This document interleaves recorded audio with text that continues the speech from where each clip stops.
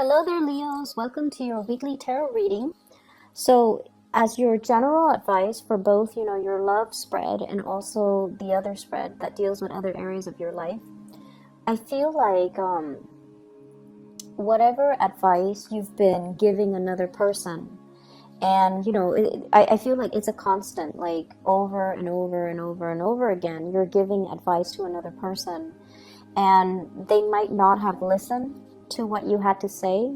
They might not have heeded your advice, or but they might not feel like you're justified or you're the expert, so that they don't need to take your advice. This is the week where you're gonna get some type of a coming back.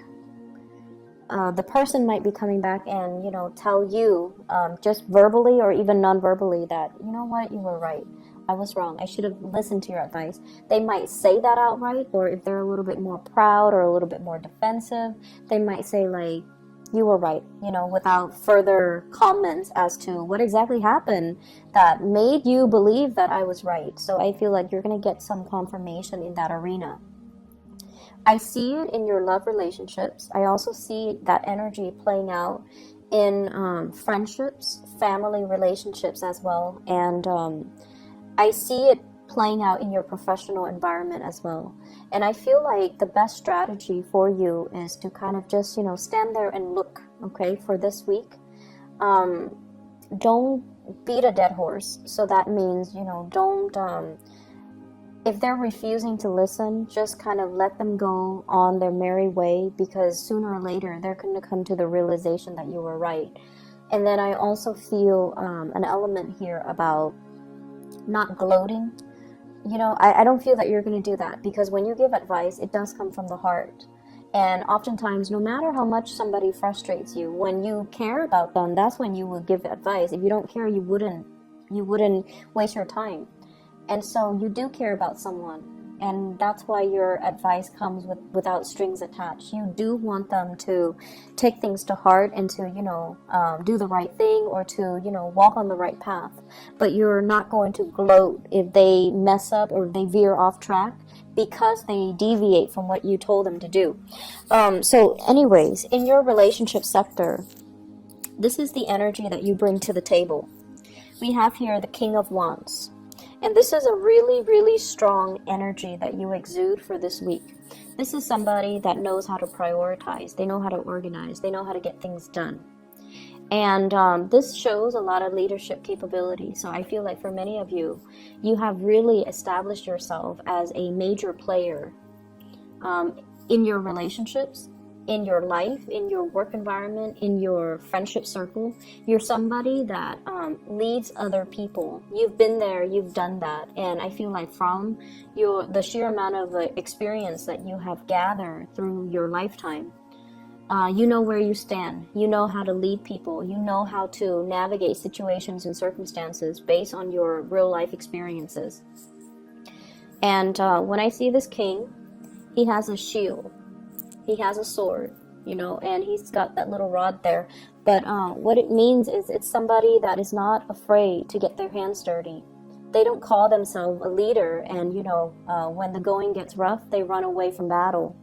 They're there in the trenches with the people that they lead to fight, to the end. And so they don't run away from battles. They're very courageous, and they have a sense of loyalty to the people that they lead. So whatever values or whatever life path that you live by, whatever you live by, you die by. So it's like you're not going to give somebody advice that you don't yourself believe in. So I feel like there is no pretenses here. There's no hypocrisy, and people sense that about you. And I feel like because of that, you're in a really good position to kind of like to be a very good relationship partner, because other people believe that no matter whatever you say is what you stand by. So there's no mixed messages. There's no like, I like you, but I don't like you today. Like, there are no mixed signals. There are no mixed messages that you're sending. You're very clear about your expectations in relationships, and you're very clear about what you are demanding or asking of another person.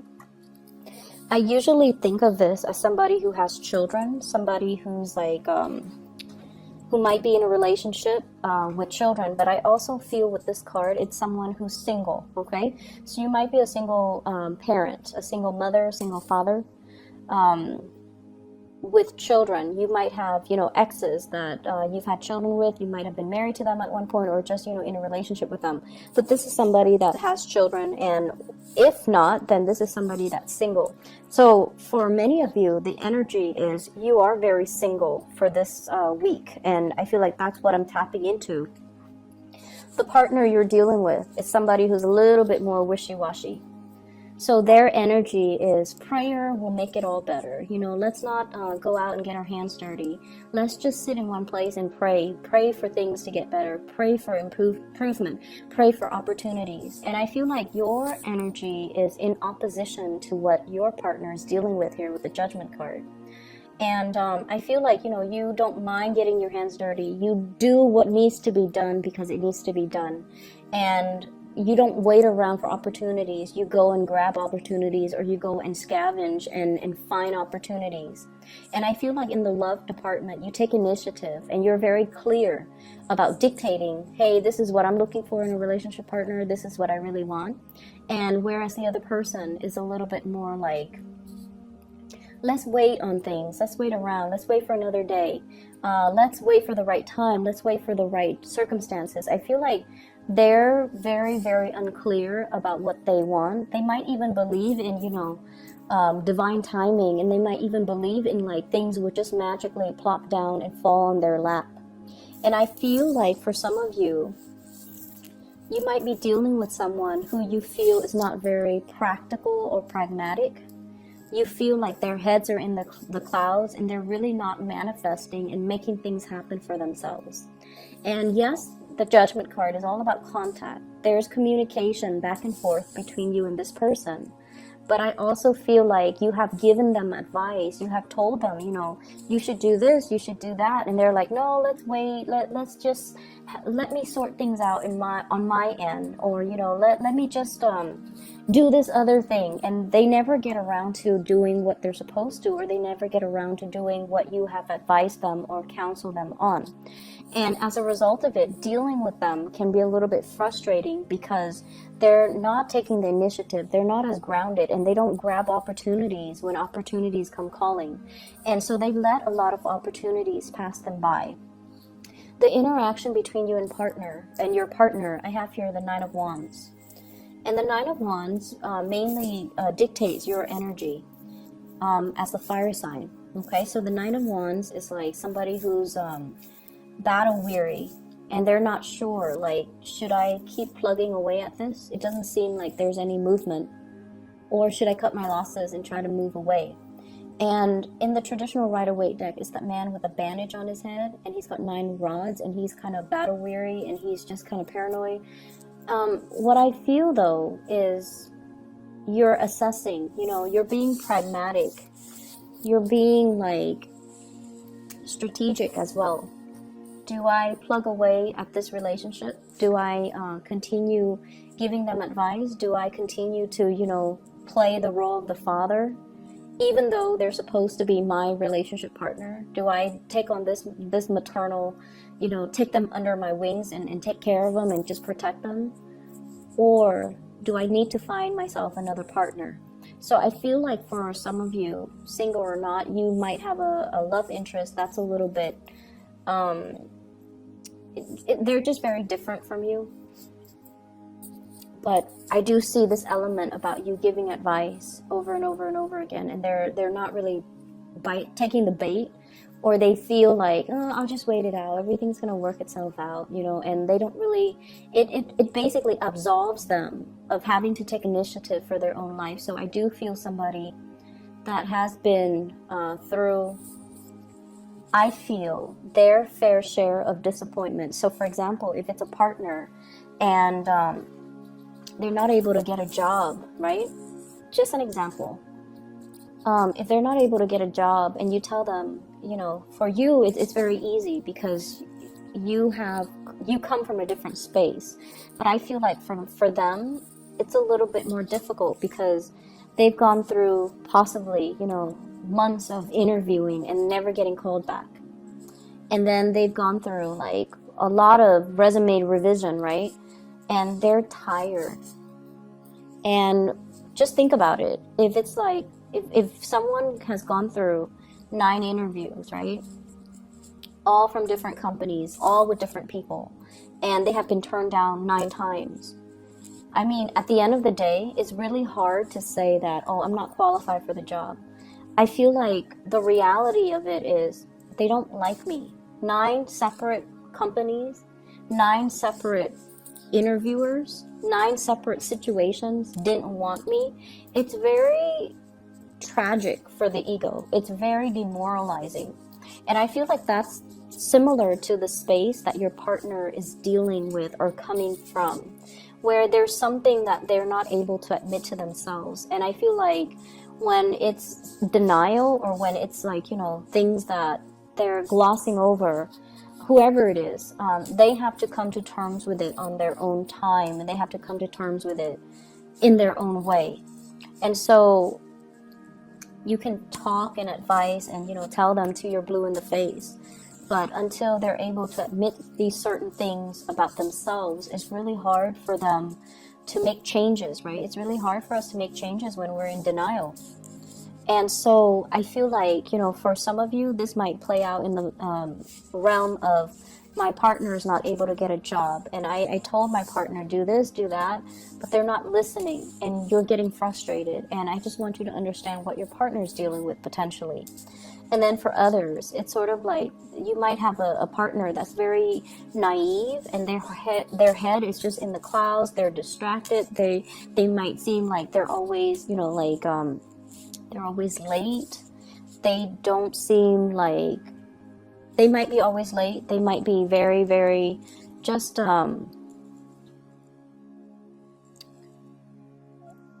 they might not be very affectionate. And time again, you told them, you know, I want more affection.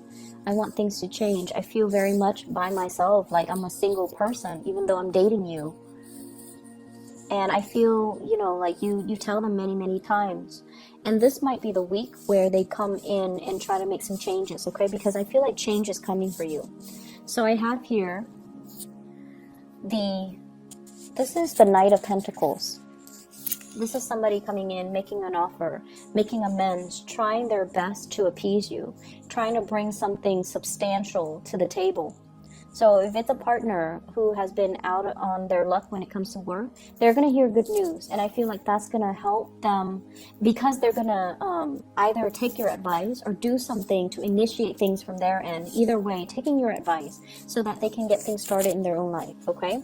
And then if it's a partner that has been estranged, either they're traveling, they're not around, and you feel like, I'm with them, but I'm so single. You know, I'm with them, but I feel like I'm just single because they're not giving me the affection, the attention. They're not physically here. They're coming back into the picture with good news.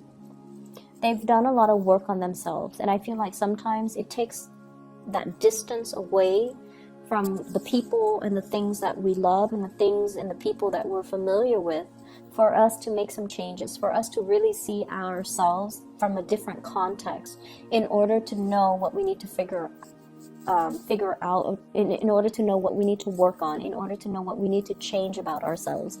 So I feel like there's a realization coming through. For others of you, if you've been hoping and praying for a relationship, we have the Death card here, which is a change. So this is a change around. If you're single, you're going to be in a relationship. If you're in a relationship, you might be single. So there's a change around. It doesn't denote, you know, any specific direction, but I feel for majority of you, there's a couple relationship coming through. It's on the offer for you. And I do feel like many of you are going to go through the month of October, starting to come together with another person and starting to couple up with another person, okay? If you're dealing with a Scorpio with this Death card, there's some good news coming around for the two of you, for both of you. If you're dealing with an earth sign, Taurus, Virgo, Capricorn, there's an offer coming through, and I feel like it's going to be very good, very stable. It's slow. You might have been waiting for it.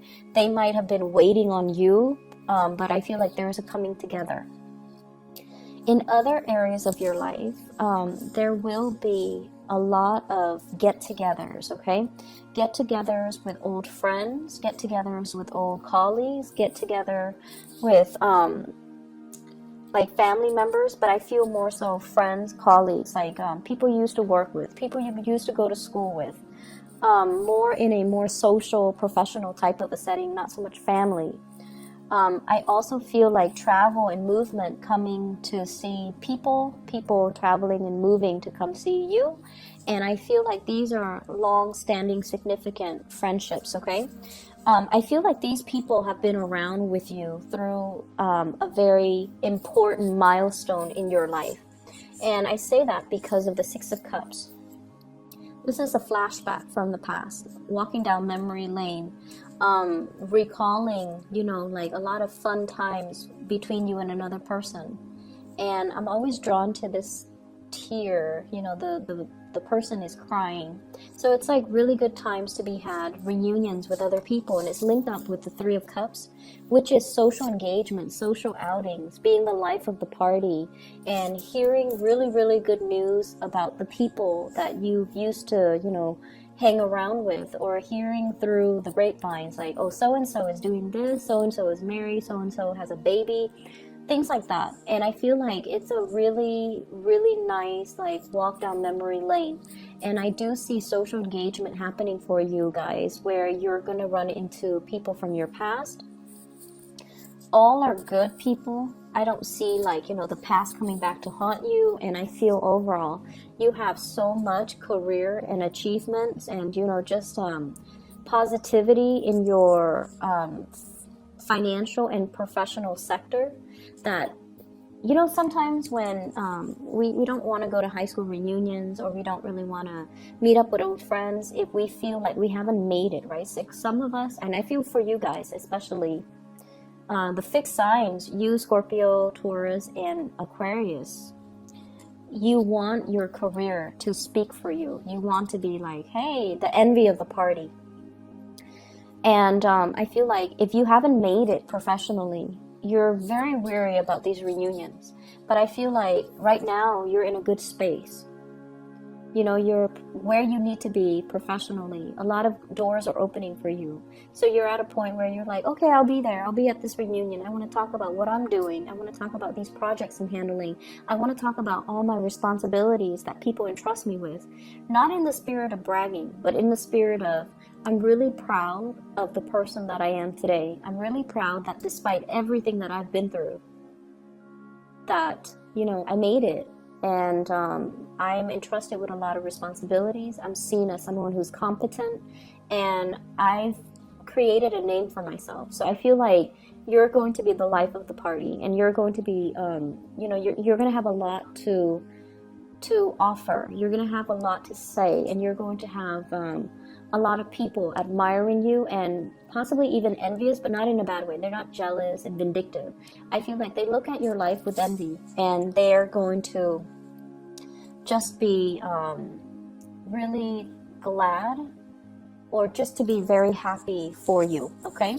So there's a lot of travel and movement that's coming in with this Eight of Wands too, and this is like travel by air, travel over waterways, so, you know, across the continental US to another state. And I also feel like work travel, work demands and things like that, possibly even traveling with another partner, and having the means to do recreational travel for leisure rather than just business. So I feel like if you're not even traveling this week, it's going to be played out, you know, through the month of October, where there will be a lot of these engagements, offers, and social outings and things that are coming into the picture. I'm seeing you possibly living in a colder climate, going to somewhere that's a little bit warmer. And I also feel like overnight, you know, like a red-eye type of a plane ticket, where you might be as well move, like going to another country, where you have to, you know, sleep overnight on a plane. So I do see those elements coming through. And I also feel like, you know, if you're connecting with people from your past, you have a lot to say, and you have a lot of wisdom and advice, possibly in the career front, that you can give them. And I feel like you need to give them these advice, because they're going to be thankful for it, okay? I wish you the best, Leos. Take care of yourself. I'll be back next week, okay? Bye-bye.